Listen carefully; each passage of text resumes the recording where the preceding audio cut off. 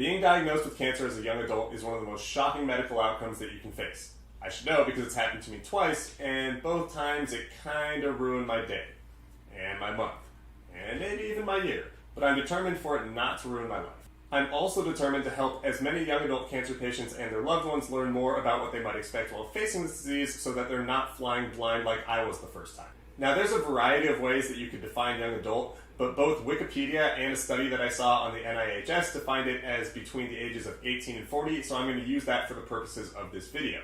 Similarly, just as 18 to 40 is a wide range of ages, everyone's life situation is different. Everyone's cancer diagnosis is different. Everyone's support system is different. Everyone's reaction to their diagnosis is different, and everyone's environment around them is different. But luckily, I'm not basing this video just on my own experience. Over the last 5 to 6 years, I've talked with thousands of cancer patients, and these are 5 of the commonalities that I've come across that are likely to happen if you are diagnosed with cancer as a young adult. The first and most commonly expressed downside of a young adult cancer diagnosis is that it fundamentally changes who you are. Not only is your biology mutating, and sometimes you'll feel sick before you get into treatment, but also treatment can have short and long-term side effects, and they can be pretty debilitating. But that's not even really what I'm talking about. For me personally, I know that I suffered from a significant loss or shift in identity. When I was diagnosed for the first time at 30, I was young, healthy, a business owner, an athlete, someone who had just gotten into a new relationship, and all of a sudden, all that was pushed to the side as I became cancer guy. Cancer can mess with your emotional health, it can mess with your mental health, it can change your outlook on the world, and it can leave you feeling vulnerable and lonely as there's not a lot of resources dedicated to the young adult cancer community. Also, it's important to note that any and all of these topics and experiences can apply to any and all cancer diagnoses. We're not trying to gatekeep trauma here. There's no such thing as the easy or good cancer. Any stage, any age, cancer's horrible, and you're likely to suffer from some of these. So on that fun note, let's move to the second thing you might experience with a young adult cancer diagnosis. It's going to affect the people around you. Let's face it, cancer is weird, cancer is scary, and above all, cancer is just shitty. Your relationships will change. Your friends and family might treat you differently. Certain people are going to step up, certain people might even go as far as ghosting you, which sucks, but we're going to have a little bit of empathy for everyone in the situation, because how is anyone supposed to know what to do with a cancer diagnosis? It, hopefully, is not something that we've all experienced a lot before, and it's such a complicated situation that most times people just don't know what to do. Also, your time and your world are now going to be filled with different people and different things. Depending on the severity of your diagnosis and your needs, you're probably going to see a lot more doctors, a lot more nurses, a lot more mental health professionals, and it's critical that if you can, you develop a good support system. I know that my family and friends comprised a very good support system for me at the beginning, but I also learned to lean on online communities because, honestly, this stuff puts a strain on everyone, so take all the help you can get.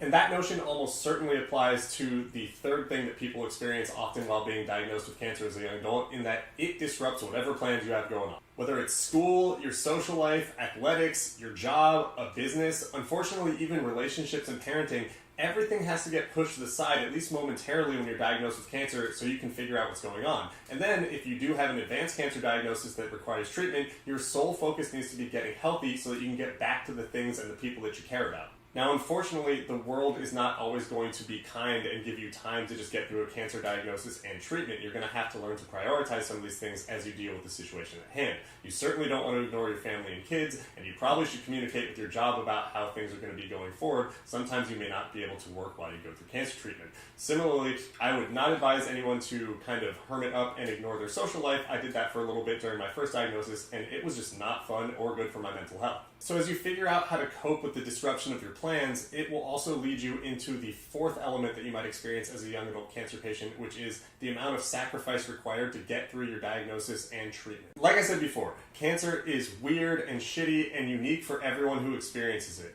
And unfortunately, this means the ripple effect it has on your life is also going to be unique depending on the variables that exist when you're diagnosed. While everyone's age, social, and financial situations are all going to be different alongside your diagnosis and treatment, cancer is going to wreak havoc and cause instability in many of those things. For example, when I was diagnosed for the first time at 30, I had been running a business for the better part of 8 years. My partners and my employees were gracious enough to pick up my slack and let me skate by for the better part of that year as I went through treatment. But at the same time, I was just months into a brand new relationship, and my partner and I both really suffered the mental and emotional toll of going through such an impactful situation, and our relationship did not have the chance to develop in the ways that I would have liked.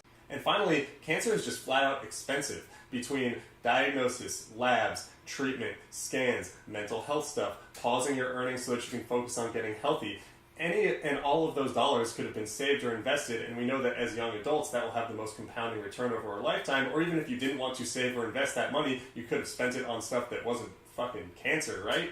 Right.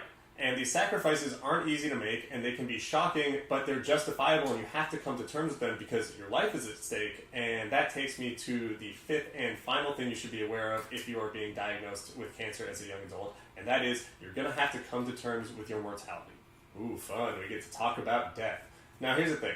Regardless of what your relationship was to thinking about death before being diagnosed with cancer, you're going to have to do it, and I would advise doing it really, really soon into your diagnosis, because that's why cancer is so scary, is that the endpoint, the ultimate downside of a cancer diagnosis is death, and it has historically been super deadly. But don't freak out right now. Cancer is being treated and cured at a higher rate than it ever has been, and I am a stage 4 metastatic melanoma patient, which 20 years ago was a death sentence. Technically, it's still incurable cancer, and I have rarely felt like, oh my god, I am dying of cancer. And don't get me wrong, I know the statistics of stage 4 metastatic melanoma. I know that there is a likelihood, and I say likelihood because, look, if you were going to take all the things that could potentially kill me, cancer would easily pop up as the first one, but that doesn't mean it is going to kill me. Like, immunotherapy has been a game changer for metastatic melanoma, and my body has responded well to it twice. I've entered remission twice. But even during my last treatment period, I developed autoimmune hepatitis, and I was in the middle of a thyroid storm, which left me bedridden for a month, and I could see how things looked if they were going sideways.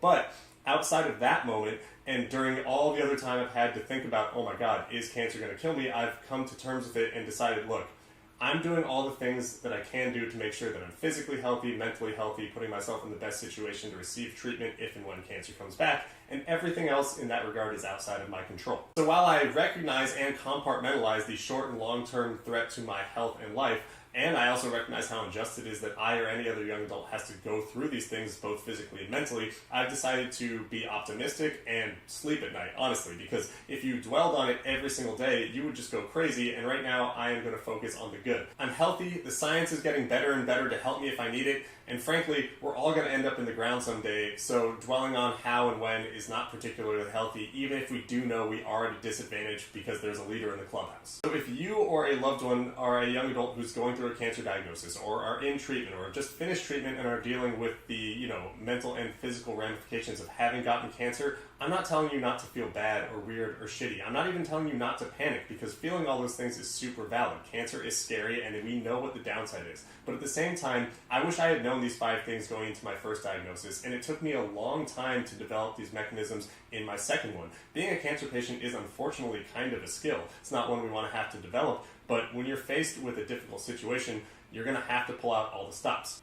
And these are by no means the only 5 weird obstacles or situations you're going to face. Like I said, everyone's diagnosis is different, everyone's support system is different, everyone's reaction to it is different, and ultimately the way in which you handle cancer is going to be unique to your situation. That being said, knowing these 5 things can and will help you, as these are very common across young adult cancer diagnoses. I wish I had had this list going into it, and I wish I didn't have to be sitting here telling you about the things you might face as a young adult cancer patient, but I don't want people to suffer the ways that I did, and I'm hoping that as cancer treatment gets better, the mental health side of things also gets better for young adult cancer patients. And I'm going to keep trying to do my part by sharing my experiences with you guys, and so if you want to hear about something that I've gone through, leave a comment down below so I can address it in an upcoming video. Similarly, if you want to like this video, subscribe to my channel, or share this with someone who you think it would help, I would really appreciate that. The more that we can have open and honest conversations about what it's like to live with cancer, the easier it is for everyone. That's all I've got for today. I really appreciate your time, and I will have something awesome for you next time. Bye!